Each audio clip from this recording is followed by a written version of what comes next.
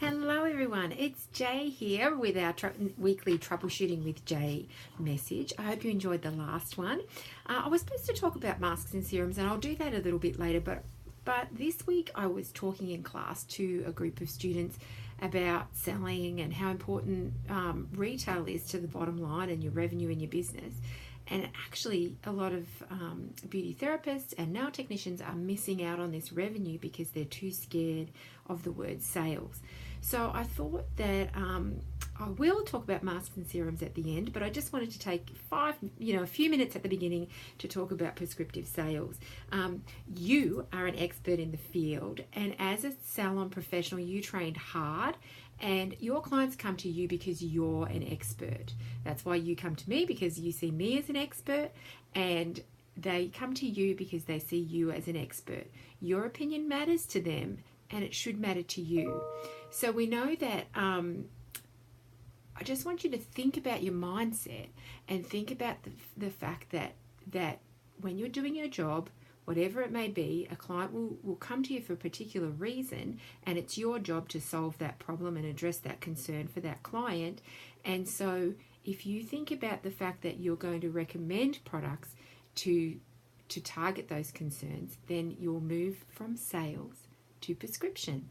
Just think about it as an expert. When you go to the GP, he or she makes a recommendation for you. You don't even question it. You just go and fill the prescription, don't you? So I want you to try to just take a little bit of that and bring it to your business, and bring it to your personality and your version of you, your professional persona. Your clients want this from you. I promise you, they wouldn't be coming to you if they didn't see you as an expert. So here I have 5 tips for prescriptive sales. The first one is really, don't you love I'm using these again.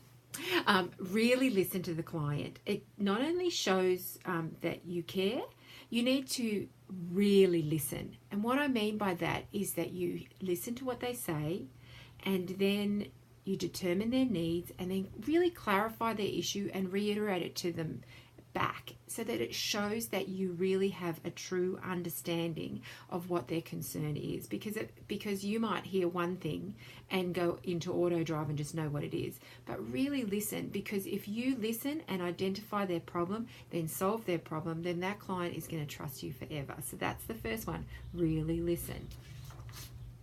The next thing, sorry, with my glamorous visual aids, they're so handy. The next one is solve their problem.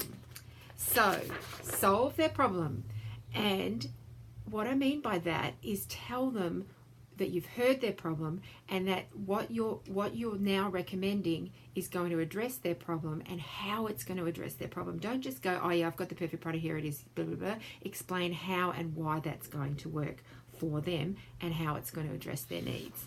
The next thing is prescribe with care. So make sure that you're just not prescribing for the sake of sales. Always recommend something that they absolutely need and that will address their concerns and will probably work if they use it correctly. Otherwise, you might as well not even bother, because they're going to buy something and they're never going to come back again, because they're not going to trust you. It's about building a really strong relationship with your clients and helping them solve their concerns and get some change in their skin or their nails or whatever they happen to be in the salon for that day. Then the next thing is explain your plan. So you need to work with their budget and their needs accordingly, but you need to build trust and explain why you've recommended. Often I might recommend 3 or 4 different products for a complete treatment plan, but the client's budget might not allow for that. So then we can work out a plan of how to integrate the products that we require into their regime, so then they'll get continuing improvement, and we can go from there and move on and on. So work your plan and always explain to the client why you're wanting to do that. Same one. Okay, and then the final one is make sure that you follow up with the client. So I don't mean following up with the client might be that you prescribe and then say, okay, this is what you will expect to see in the next blah, blah, blah, blah, blah, blah, blah time period. And how about we check in with each other in a week's time and see if you've got any questions. Make sure that you do explain the treatment protocol to the client and what she should expect and the way to use it. When you follow up as well, it's a really good way to check that they're using it correctly and that they're using it at all. Because a lot of people buy products and don't ever use them and then expect them to work. The miracle of salon use. Okay, so finally, just remember, if you value yourself, your clients will. Be honest and recommend what they need. Build trust. Show them that the products that you're using are working. You might take before and after photos. You might write down and get her to agree with what you're seeing in the difference, and continue to build that rapport. Ongoing explanation and ongoing prescription will build your business much more successfully in the long run. Okay, well, I hope that helps. Now I'm going to talk about masks and serums. Oh, and I forgot to bring in my favorite that I wanted to share with you, but it doesn't matter. You'll just have to imagine, and I'll put a link below.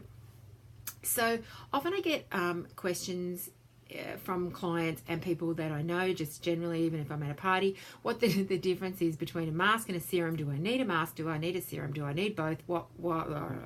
So let's talk about masks. So masks are, most of us would know, that are applied to the skin and are left on the skin for a period of time. Can be applied once or twice a week, and are really good for home care or in salon treatment. So the benefits of the masks, as I see it, is that it gives us time out. So if it's at home, it gives us time out to relax, minimize stress. Stress shows on the skin in all sorts of awful ways. So this can have a huge benefit to the skin. Time. Masks are often we slap things on. We're so busy going from one thing to the other in our lives, and masks allow time in order to work. So they can deliver active ingredients in the skin, and that can be enough time in order to get that done. It's very gratifying. Masks give results. You can see and feel visible results from a mask. So that's got to be a winner. So your skin might be feeling, dehydrated and dull, and you put on a mask at home, leave it for 10 minutes, and woo, afterwards you're hydrated and you're brighter and it feels good. So generally masks do one of two things. Basically, they either pull from the skin or they push into the skin. So pulling from the skin would be a deep cleanse. So these are great for congestion and a breakout and skin that's super oily. Just remember that skincare in general and facials and masks do not cause pimples or breakouts. They usually bring to the surface what was already there. So just be mindful of that. And then the other thing that masks can do is push into the skin. So they can rehydrate and soften, deliver active ingredients, brighten, plump up fine lines, softening the skin, making it feel really comfortable and hydrated, and so much more. So masks can also lock in the benefit of other products. So it's sort of the finishing thing that we do in a facial just before we serum and moisturize. But at-home masks are really popular at the moment, and my favorites, oh my god, we launched them just before Christmas. There's one called Radiance Rescue, which is caffeine and white truffle. Oh, it is to die for. Plus it's pink, and it's an amazing overnight eye mask. Oh my god, it's transformational. You'll absolutely love this mask. And then there's another one called Collagen Rehab, which has mango and a whole lot of vitamin C and precursors to collagen production. So it's tightening, lifting, firming, hydrating. Oh my god, check these out. They're from Bioelements, of course, and I love them. I'll put them in the link below where you can buy them. You probably have seen me wearing them on social media because I get excited when I put them on at home. Okay, so that's masks. And finally, we're going to talk about serums. So serums aren't just moisturizers. They aren't just for added sales, and they aren't just another thing to put on. Serums are specialized formulas that deliver active ingredients. They're usually lighter molecular formula, and they target specific concerns. So they get in deeper. They help really fix and address specific concerns. So you might have a serum that is specifically for dehydration. I'm so sorry. We might have a serum that is designed to target capillary redness, anti-aging, whereas moisturizers generally are a specific that target just hydration and transepidermal water loss. Interestingly, serums often work well underneath masks or after masks. So it's best to check with your salon professional on which one you like the best. Okay, well, that's this week's I kind of did 2 for 1, so I'm really sorry that it's gone for like 11 minutes. I can't stop talking. I can't help myself. I hope you enjoyed it. Please let me know if you did. And I can't remember what we're talking about next week, so it's a bit of a surprise. I'll put that in the thing down below as well. So have a fantastic day. Lots of love. I would love to know how you get on with prescriptive sales and changing your mindset. Talk to you soon. Lots of love.